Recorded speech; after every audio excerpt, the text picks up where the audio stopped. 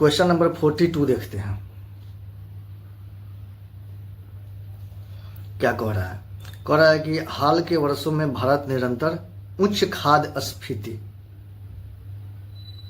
से गुजर रहा है, इसके क्या क्या कारण हो सकते हैं। देखिए क्या है, फूड हाई फूड इन्फ्लेशन की बात हो रही है। तो हाई फूड इन्फ्लेशन की बात हो रही है, तो आप तो इन्फ्लेशन मतलब मुद्रास्फीति के बारे में जानते ही होंगे सब कुछ, लेकिन यहाँ पे मुद्रास्फीति के बारे में बात नहीं कर रही है। फूड इन्फ्लेशन मतलब कि खाद्य में जो महंगाई हो गई है उसकी बात हो रही है इसमें, ठीक है। तो फूड इन्फ्लेशन पहले होता क्या है, जब तक यह समझ में नहीं आएगा आपको प्रश्न बनेगा नहीं। तो आइए इसको समझते हैं, फूड इन्फ्लेशन को समझते हैं आसान भाषा में।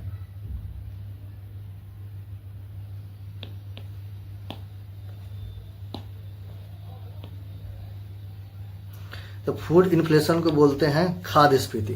तो इंग्लिश का जो इकोनॉमिक्स का जो टर्मिनोलॉजी है उसको कोशिश कीजिए इंग्लिश में ही याद रखने का, क्योंकि इंग्लिश में हिंदी क्या है बहुत जटिल वर्ड है, आपको याद रहेगा नहीं। खाद्य स्फीति, फूड इन्फ्लेशन आसान वर्ड है। तो क्या है ना कि फूड मतलब क्या होता है, भोजन। फूड मतलब होता है भोजन। तो भोजन का क्या कर रहा है, डिमांड बढ़ रहा है, महंगाई बढ़ गई है। जैसे फल हो गया, सब्जियां हो गए, दूध हो गए, केले हो गए, अंडे हो गए, ब्रेड हो गए, जो भी खास सामान है, चावल हो गया, गेहूं हो गया, दाल हो गया, ये सब क्या है, फूड है। इस सब का क्या हो रहा है, दाम बढ़ रहा है। तो इसी को बोलते हैं क्या, फूड इन्फ्लेशन बोलते हैं। तो इसी समझ में आ गई आपको। तो अब इसी को देखना है कि क्या है चीज़ें। तो आसान है, देखते हैं चीज़ें। कथन एक देखते हैं पहले क्या कह रहा है। उत्तरोत्तर वाणिज्यिक फसलों की खेती में प्रयुक्त होने के कारण खाद्यान्नों का कृषि क्षेत्र विगत 5 वर्षों में लगातार घटते हुए लगभग 30% घट गया है। देखिए अभी मैंने बताए थे पिछले जो कोई क्वेश्चन था कि किसी का जीडीपी लगातार 5 साल से बढ़ रहा है या घट रहा है, तो पर कैपिटा इनकम है वो भी बढ़ रहा हो या घट रहा हो।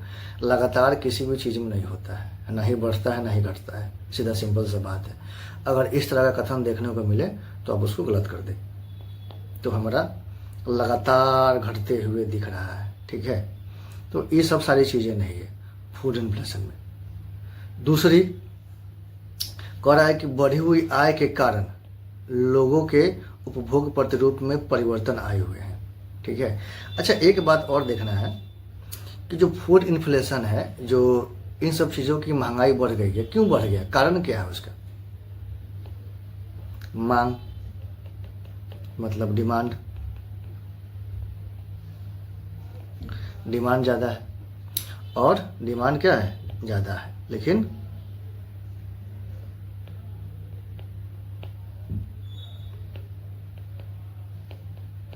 आपूर्ति क्या है, कम है। ये मान लेते हैं कोई सेब है, ये सेब है। अब इस सेब की क्या है कि डिमांड मतलब मार्केट में सप्लाई कम है और ख़रीदने वाले लोग ज़्यादा है, क्योंकि लोगों के पास पैसा बहुत ज़्यादा है। डिमांड ज़्यादा क्यों है, क्योंकि लोगों के पास पैसा ज़्यादा है, पैसा ज़्यादा है लोगों के पास। तो लेकिन उस मात्रा में चीज़ें मार्केट में उपलब्ध नहीं है, तो इसीलिए महंगाई बढ़ रही है, सप्लाई कम है। तो मान लेते हैं एक आदमी आया, सेब को दे रहा है 10 रुपया कि हम 10 रुपये दे रहे हैं, हमको एक सेब दे दीजिए। दूसरा बोल रहा है कि नहीं भैया हम 20 रुपये दे रहे हैं, हमको दीजिए। तीसरा बोल रहा है कि नहीं हम दे रहे हैं 30 रुपया। चौथा बोल रहा है कि सबसे बढ़िया हम 50 रुपये दे रहे हैं। तो एक ही सेब है और खरीदने वाले कितने हैं, 4 लोग हैं, 5 लोग हैं। तो महंगाई तो बढ़ेगी, क्योंकि डिमांड क्या है, ज़्यादा है और सप्लाई क्या है, कम है। तो जितने लोगों को ज़रूरत है उस मात्रा में सप्लाई है ही नहीं, लोगों के पास पैसा ज़्यादा है।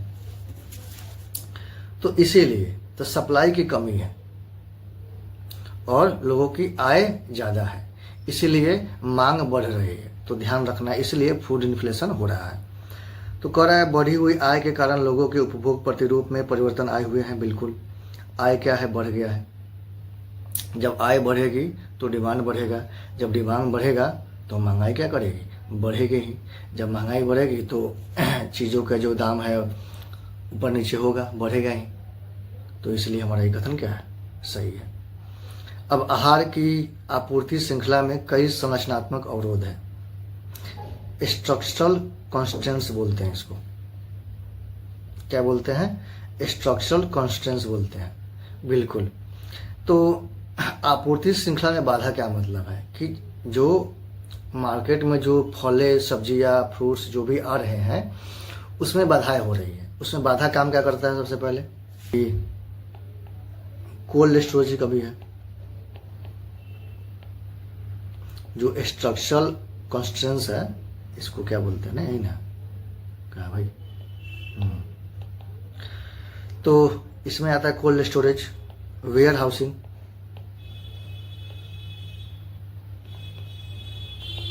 रखने के लिए जगह नहीं है, सड़कें अच्छी नहीं है, गड्ढे हैं, वहाँ तक ट्रक आने की सुविधा नहीं है, इसलिए दूध खराब हो जाता है, सब्जी जल्दी खराब हो जाती है। और कोई दूध हो 24 घंटे में वो ठीक रहने वाला हो, अगर उसके लिए कोल्ड स्टोरेज ना हो तो ख़राब हो जाएगी। लेकिन सभी को तो चाहिए चीज़ें। तो ये सब क्या है? ये सब बाधाएं हैं भारत में। तो इस सब के कारण भी क्या करती है? महंगाई बढ़ती है। अगर इस सब कोल्ड स्टोरेज की सुविधा हो जाए तो हम चीज़ों को बहुत दिनों तक क्या कर सकते हैं? बचा सकते हैं। इसलिए सड़ेगा नहीं, तो मार्केट में चीज़ें उपलब्ध रहेगी, तो लोगों की आपूर्ति करती रहेगी। जब लोगों की आपूर्ति होती रहेगी तो महंगाई नहीं बढ़ेगा, फूड इन्फ्लेशन नहीं बढ़ेगा। ठीक है। उसी तरह वेयर हाउसिंग भी रहेगा हमारे पास, तो चीज़ों को हम लोग स्टोर कर लेंगे, अधिक होगा तो ख़राब नहीं होगा चीज़ें। आजकल कई सरकार का जो धान है, गेहूँ है, जगह नहीं के कारण सड़ जाता है। ये सब चीज़ें हो रही है। सड़कें अगर अच्छी होगी तो समय से चीज़ें पहुँचेगी, समय से लोगों को मिलेगी, तो फूड इन्फ्लेशन नहीं होगा। तो इसी को बोलते हैं स्ट्रक्चरल कॉन्स्टेंट्स बोलते हैं, आपूर्ति श्रृंखला में संरचनात्मक अवरोध बोलते हैं। तो आपको समझ में आ गया? यह भी सही है। तो पहला गलत है, तो पहला इसमें भी था, पहला इसमें भी था, पहला इसमें भी था, सीधे आंसर ही हो जाता। अगर आपको दूसरा पता, तीसरा पता नहीं हो, तो नहीं भी पढ़े होते तो हालांकि अब पढ़ लिए हैं तो मालूम चल गया। तो ये सब क्या है कि आसान है, ज़्यादा टफ नहीं है।